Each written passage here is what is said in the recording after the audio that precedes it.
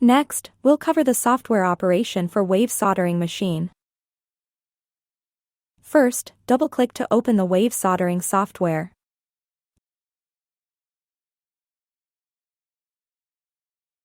Then log in.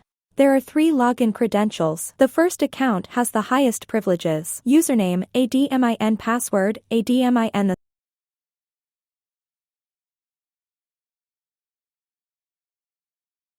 The second is the engineer account. Password, 8888. This is the employee account. Password, 6666.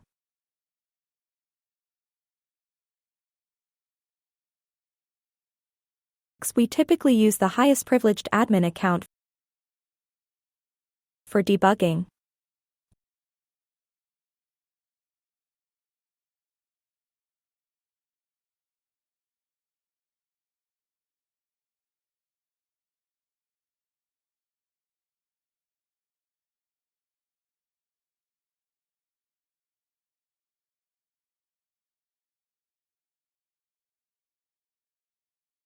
Here is where you open project files. All our pre-made programs are stored here. All project files reside in this location. Double-click to open them when needed. For new machines, initial setup is required. Our first setting is the conveyor speed. For conveyor speed, we set it within the range of 800-1200 typically. Adjustments should be made based on actual conditions. The requirement is to ensure welding time remains between 2 to 4 seconds. Below are the upper and lower limits for transport speed. The default is 50. The second setting pertains to spraying. This parameter controls spray speed.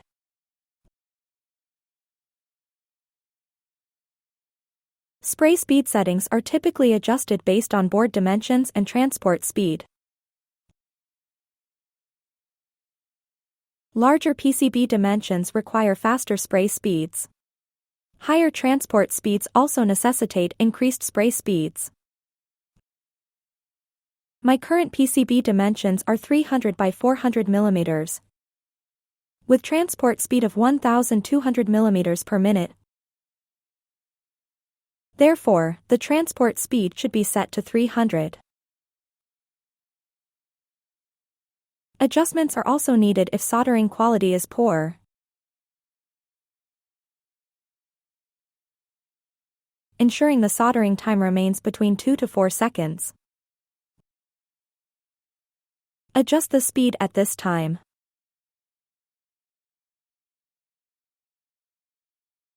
Then these 2 parameters are spray speed, spray advance, and spray delay.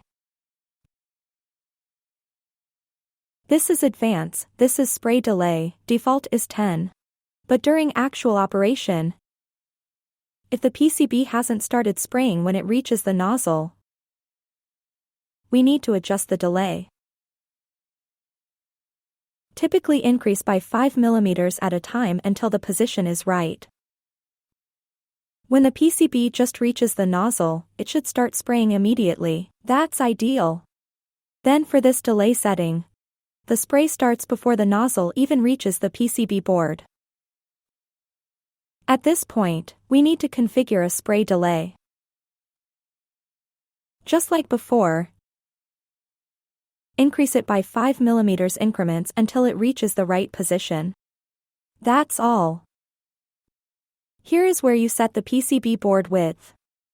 Once this is configured, the spray travel distance will be determined by this setting. My current PCB dimensions are width 300 mm by length 400 mm.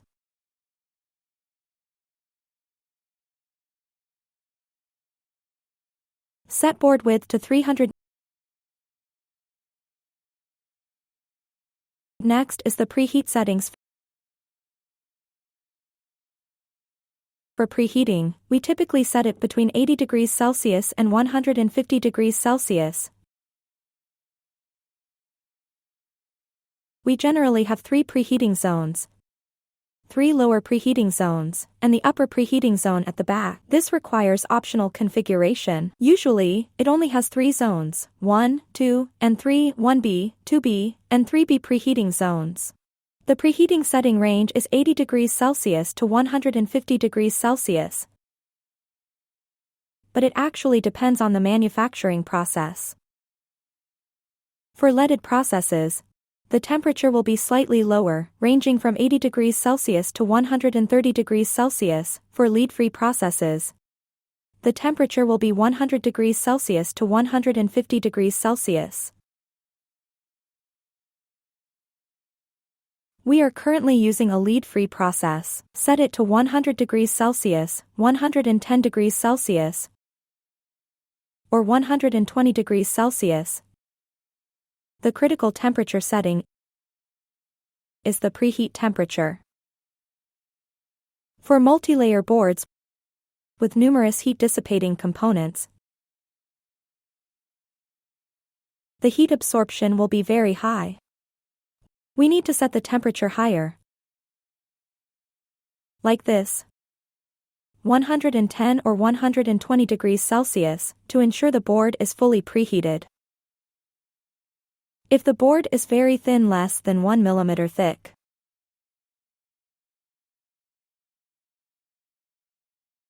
then the temperature should be lowered slightly. Here we set 80 degrees Celsius, 90 degrees Celsius, 100 degrees Celsius to prevent overheating and damaging components. Additionally, besides monitoring the board, pay attention to the flux activity. Different fluxes have varying activity levels. For example, dual-phase fluxes typically exhibit higher activity and can tolerate broader temperature ranges. The temperature can be set slightly higher. It's okay to set it at 130 degrees Celsius, 140 degrees Celsius, or 150 degrees Celsius. However, adjustments should be made based on the actual board conditions. If the preheat temperature is set too high, it may scorch the board. If the temperature is set too low, many fine solder balls may form after soldering. This occurs because the preheat time is insufficient, preventing the flux from fully activating and failing to activate its activity. This leads to solder splattering later, resulting in solder balls. Additionally, poor solder wetting and cold solder joints may occur. Various issues may also stem from excessive preheating, causing the flux to lose its effectiveness. In such cases, reduce the temperature by lowering the preheat setting. Here, you set the upper and lower limits for preheat temperature. Typically, a 15 degrees Celsius range suffices. This section controls the preheat fan speed, usually set to 30 Hz by default. Next is the solder pot temperature parameter configuration. For our solder pots, we generally preset 2 types, lead-containing and lead-free. Lead-containing solder has a lower melting point, around 183 degrees Celsius.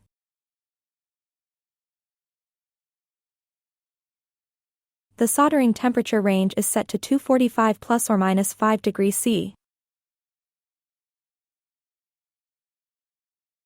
Lead-free solder has a higher melting point at 217 degrees Celsius. The recommended soldering range is 255 degrees Celsius plus or minus 5 degrees Celsius.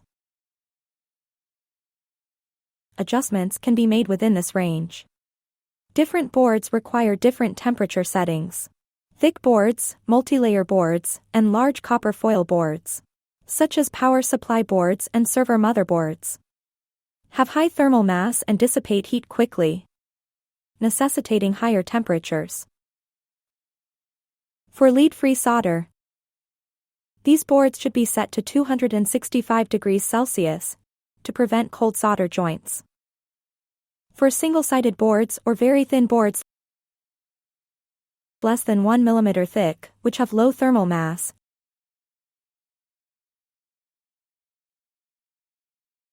a setting range of 245 to 250 degrees Celsius is sufficient to prevent overheating and damaging the board.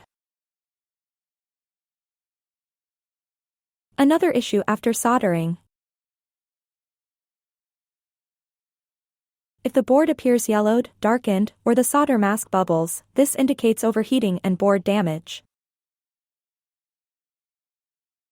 Excessive temperature causes darkened, dull solder joints with severe oxidation. PCB solder mask discoloration, bubbling, and solder joint spitting occur.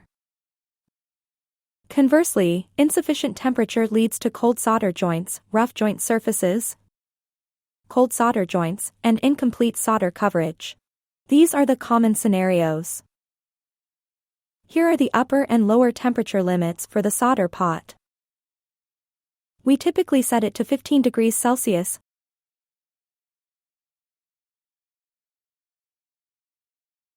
Below that are the settings for wave height and frequency for wave 1 and wave 2, as well as the frequency at the wave crest. By default, wave 1 is set between 12 to 18 Hz.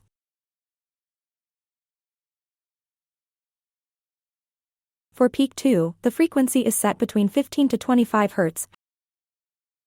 However, over time, this frequency may need to be increased. If the peak still fails to rise even when increased to 30 Hz, we need to inspect the flow channels for blockages or corrosion, and check the nozzles for blockages or corrosion. Maintenance is required. Next, this is the low speed setting.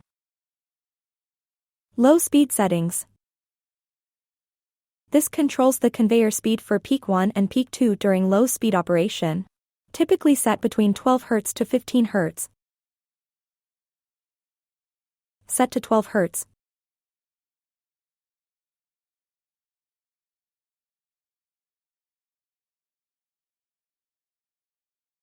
Below this is the low speed advance and delay settings. When the board reaches the solder pot and the economic wave hasn't started yet, the wave is still running at conveyor speed. This indicates the wave is too slow. We need to increase the values slightly so the wave can start operating when the board arrives. If the board hasn't arrived yet, it starts prematurely, and before the board has fully passed through it shuts down early. The delay needs to be set. A wave delay. After setting it, click here to confirm and save. After saving, the transport speed we set will display here. Spray speed, spray range, spray width, and speed.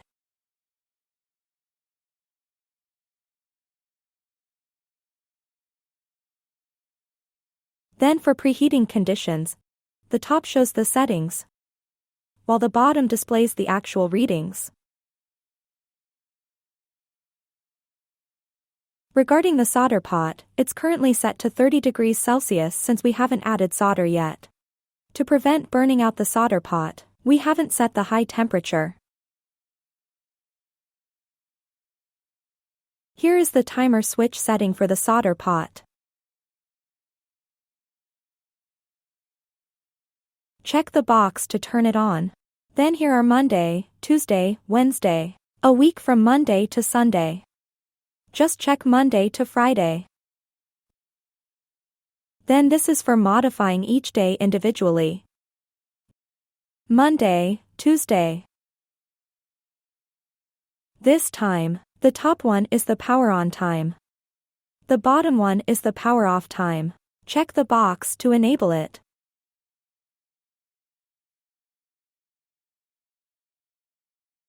Each one must be checked to activate.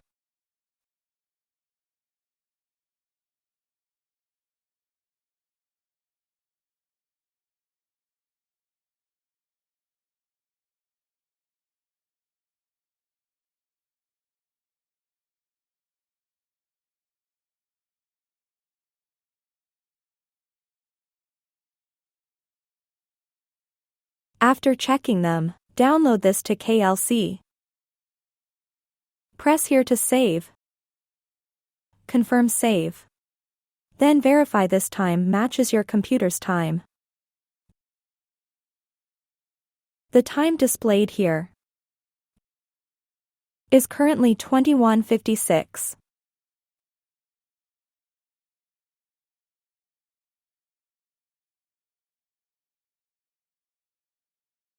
This is for the solder pot. This is the spray reset. After clicking, the soldering tip will return to origin. This is machine reset. If the machine has an alarm, click here to reset. A prompt will appear indicating the fault. If there's no fault, clicking will have no effect. Here is the operation switch. Function switch. After clicking, a control panel will appear here. We've already set the timer. Click here. Here.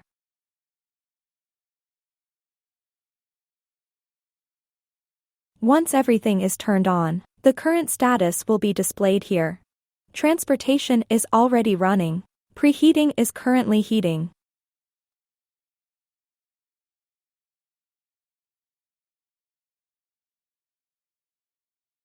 Then we set a timer for the solder pot. After setting the timer, it's currently outside the heating period. If we turn on the solder pot timer, it will shut off automatically. If no timer is set, clicking to turn it on will keep it heating continuously. If a timer is set outside the heating time window, it will remain off. To turn it back on, you need to disable this auto-off feature.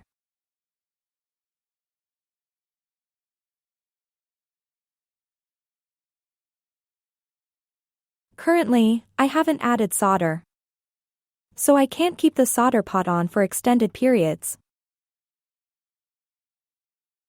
Here, whichever function you click will activate the corresponding feature.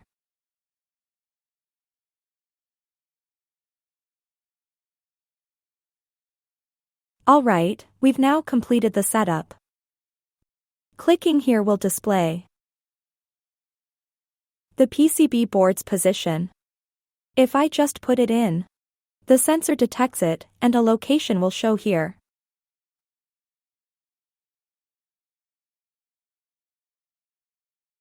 We've been setting this up for quite a while now. Let's click Save. Save this program. Now we're creating a new one.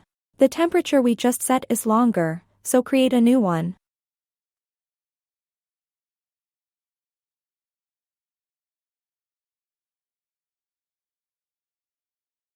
This is the name for the new program.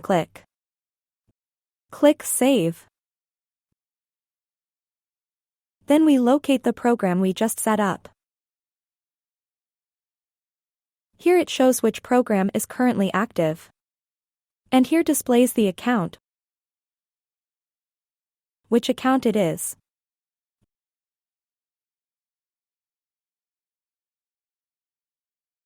Now we switch back to the program we just set up. Place it here and open it.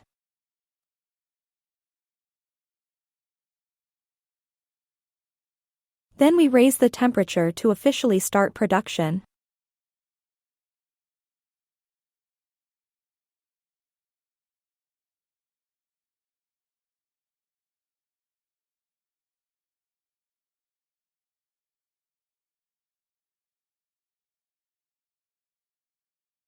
We've now completed a program.